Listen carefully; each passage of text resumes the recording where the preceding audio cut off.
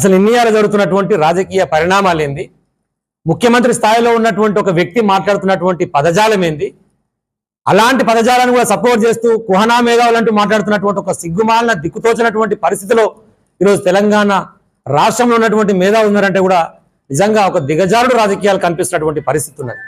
ఎందుకు ఈ మాట అనాల్సి వస్తుందంటే, స్పీకర్ గారిని ఉద్దేశించి జగదీష్ రెడ్డి గారు ఏదో మాట్లాడని ప్లే చేస్తే ఎన్నిసార్లు ప్లే చేసి చూసినా స్పీకర్ గారు ఉద్దేశించి ఒక్కటి అంటే ఒక్కటి కూడా అక్కడ పరుష పదజాలం కానీ అన్పార్లమెంటరీ లాంగ్వేజ్ కానీ లేదు.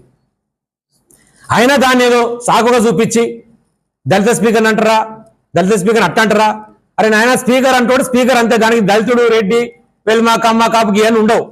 స్పీకర్ అంటోని పదే పదే దళితుడు అని మీరు చెప్పి మీరే స్పీకర్ అవమానపరుస్తున్నారు, దళితులను అవమానపరుస్తున్నారు. ఒక పదవి వచ్చిన తర్వాత కూడా ఆయన దళితులనే గుర్తిస్తున్నారు తప్ప స్పీకర్గా గుర్తిస్తలేరు. కాబట్టి కాంగ్రెస్ పార్టీ వాళ్ళు ఫస్ట్ మీ యొక్క మాటలను మార్చుకోండి. జగదీష్ రెడ్డి గారు ఒక్కటి కూడా తప్పు మాట మాట్లాడలేదు, అయినా ఎందుకు జగదీష్ రెడ్డి గారు బయటకు పంపారు? లాస్ట్ టైం చూసినాం మనం, అసెంబ్లీ సాక్షిగా కొడుకుల మొత్తం బట్టలు కూడా తీసి నగ్నంగా నిలబెట్టి మీ చరిత్ర ప్రజలకు చూపించారు. కాబట్టి మీకు ఉత్సాహపడుతుంది జగదీష్ రెడ్డి అసెంబ్లీలో ఉంటే మీకు ఉత్సాహపడుతుంది కొడుకులకు. కాబట్టి ఏదైనా ఒక వంకతో జగదీష్ రెడ్డిని బయటకు పంపాలి. కాబట్టి లేనటువంటి దాన్ని సాగుగా చూపించి మేము బహిష్కరిస్తామని చెప్పేసి అప్రజాస్వామికంగా ఒక చీకటి రోజు తలపించే విధంగా అసెంబ్లీ కనిపిస్తుంది.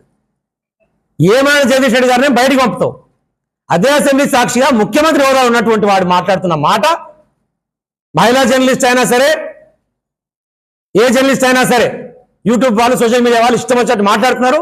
కొడుకులను ఒక్కొక్కరిని తోలు తీస్తా బట్టలు తీసుకొడతా అని మాట్లాడతాడు. వాడు ముఖ్యమంత్రి, వాడికి మానసిక రుగ్మత వచ్చినట్టుంది, మెంటల్ అయిపోయినాడు రేవంత్ రెడ్డి అంటాడు. ఏ మాటలు మాట్లాడుతూ అసెంబ్లీ సాక్షిగా గా భాషన మాట్లాడేది. ఒక మేధావి ఖండించాడు, ఒక జర్నలిస్ట్ ఖండించాడు, ఒక జర్నలిస్ట్ ఎడిటర్లు ఖండించారు. ఏం పదజాలం ఏదని చెప్పి దాన్ని హెడ్డింగ్ లెటర్ రాసిరు. మళ్ళా ముఖ్యమంత్రి అంటూ అసెంబ్లీలో మాట్లాడితే స్పీకర్ అంటే ఆయన వాటిని తీసేయాలి, రికార్డులకి తొలగించాలి. మంచిగా నవ్వుకుంటా కూర్చున్నాడు స్పీకర్ అంటే, ఆయన ఎంజాయ్ చేస్తున్నాడు. బట్టలు తీసుకొడతాను ఒక ముఖ్యమంత్రి అసెంబ్లీ సాక్షి మాట్లాడాడు. చూసి గిన్నెల చరిత్ర అటువంటి భాష, ఆడాయన మొగాయన అని చెప్పి మాట్లాడుతున్నాడు. అంటే ఏందైనా మాట్లాడదలుచుకున్నది? నా కుటుంబం జోలికి వస్తూ ఊకోను.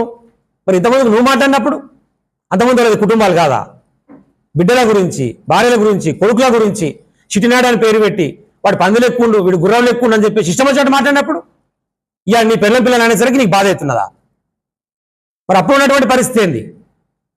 ఇంకోటి ఆయనకు సంబంధించిన కుటుంబం గురించి ఏ ఒక్కరు కూడా బీఆర్ఎస్ పార్టీ వాళ్ళు మాట్లాడాలి. ఆయన భార్య గురించి, ఆయన కూతురు గురించి.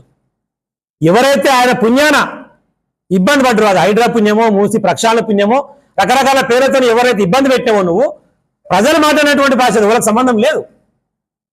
అది మంచిదని మేము హర్షిస్తలేము, అది మంచిదని